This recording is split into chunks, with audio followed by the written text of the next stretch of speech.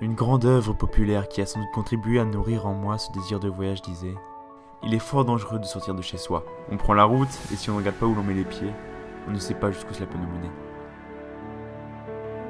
Et en effet, dans quelques jours à peine, je m'en irai pour me rendre au bout de la terre, en Nouvelle-Zélande, l'endroit le plus éloigné de chez moi.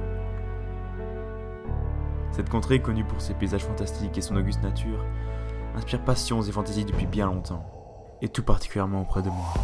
Car de la Nouvelle-Zélande, je rêve depuis plus d'une décennie, et il me tarde de m'y rendre enfin. Plus qu'un voyage, c'est une aventure à la rencontre de moi-même, des autochtones, comme des autres voyageurs. Il ne s'agit pas de parler de moi, mais de ce qu'un voyage d'un an peut générer comme ravissement et étonnement. Ainsi, je m'apprête à reprendre la route, mais jamais je ne me suis aventuré si loin. Jamais je ne suis parti seul. Seul ? Enfin pas tout à fait, car je compte bien vous y emmener, vous faire découvrir l'extraordinaire splendeur de la nature, les plus belles œuvres et constructions du pays, et ceux et celles qui en sont à l'origine.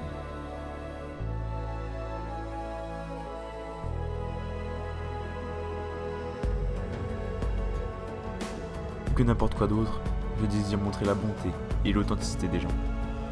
Tout simplement, dans cette émission, j'aimerais vous montrer ce que notre monde a de bon. Gustave Flaubert ne disait-il pas avec raison que cela rend modeste de voyager. On voit quelle petite place on occupe dans le monde. Là réside tout le propos de mon émission, que je vous propose de retrouver gratuitement et de manière mensuelle sur YouTube. Et ensemble, découvrons la contrée des Maoris, l'incroyable beauté de ses paysages et de ceux qui y vivent et voyagent. Alors, suivez le guide.